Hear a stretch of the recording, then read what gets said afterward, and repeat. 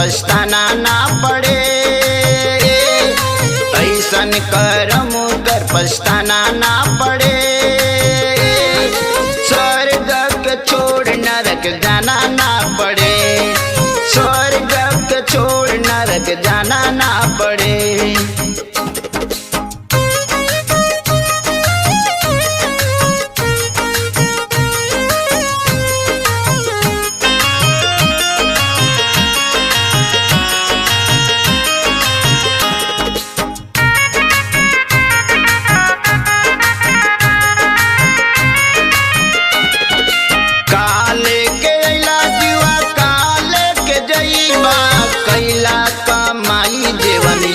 छोड़ जईबा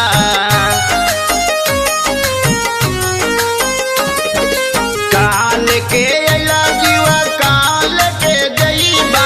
कैला कमाई जीवन यही छोड़ जईबा। प्रभु का भजन कर पछताना ना पड़े। प्रभु का भजन कर पछताना ना पड़े। स्वर्ग के छोड़ नरक जाना ना पड़े। स्वर्ग के छोड़ नरक जाना ना पड़े।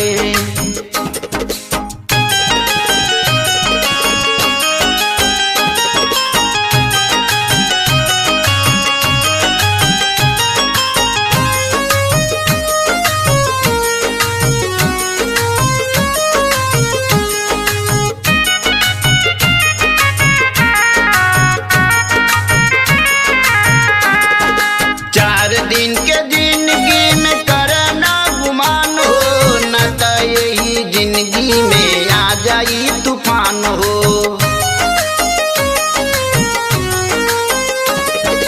4 दिन के जिंदगी में करना गुमान हो। न तो यही जिंदगी में आ जाई तूफान हो। यीशु पास जाके तुमको रोना ना पड़े। यीशु पास जाके तुमको रोना ना पड़े।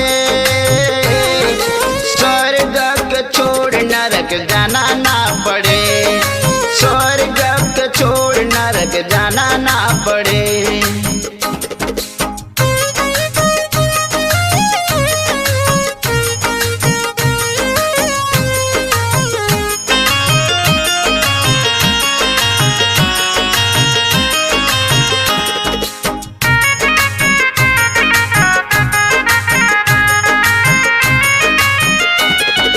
काम क्रोध मतलब से मनवा फिरावा।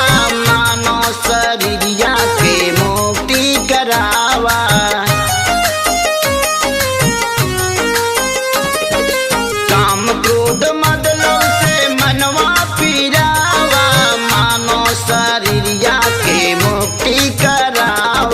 बिना मुक्ति प्रभु पास जाना ना पड़े।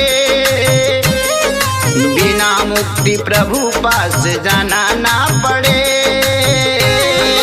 स्वर्ग के छोड़ नरक जाना ना पड़े। स्वर्ग के छोड़ नरक जाना ना पड़े। ऐसन कर्म कर पछताना ना पड़े। ऐसन कर्म कर पछताना ना पड़े। स्वर्ग के छोड़ नरक जाना ना पड़े। स्वर्ग के छोड़ नरक जाना ना